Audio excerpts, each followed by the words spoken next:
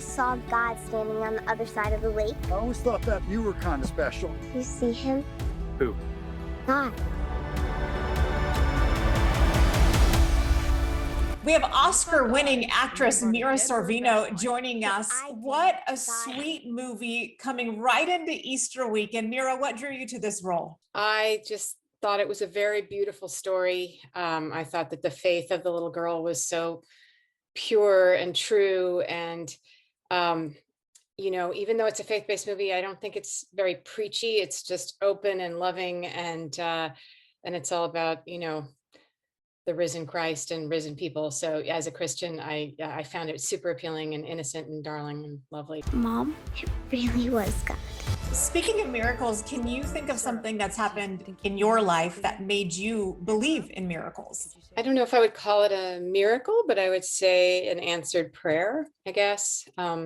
There was a time where I was having a very difficult time with my third pregnancy, which I had all kinds of medical complications. And I was very, very, very nervous. And I actually happened to be in France, and I was in Notre Dame Cathedral.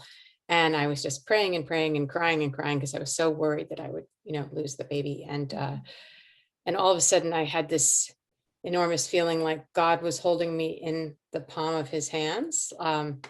It was this really strong feeling that I was in the palm of God's hands. And that allayed my fears. And the rest of the pregnancy, although not without its travails, we both survived it with flying colors. And now my son is a healthy, wonderful 11-year-old, the third of 4 kids. So. Oh my goodness, what a story. You do have 4 kids. So what has the past year been like for you in your house? It's been a mixed experience. Obviously, the pandemic has been incredibly hard for so many people, and we know people who have died, and we know so many people have lost people close to them. But it also had this unexpected silver lining of us getting to have really quality family time together, and eating many, many more dinners together, because my kids weren't always out at their practices or games or ballet or so I think everybody went a little stir crazy, but at the same time, we had a lot of close family time. Is Sarah Hopkins a miracle worker? It's about to turn her world upside down. People who are in need of a miracle right now in their lives, what advice do you have for them? Well, I can only speak as to my faith, but I think prayer is always helpful.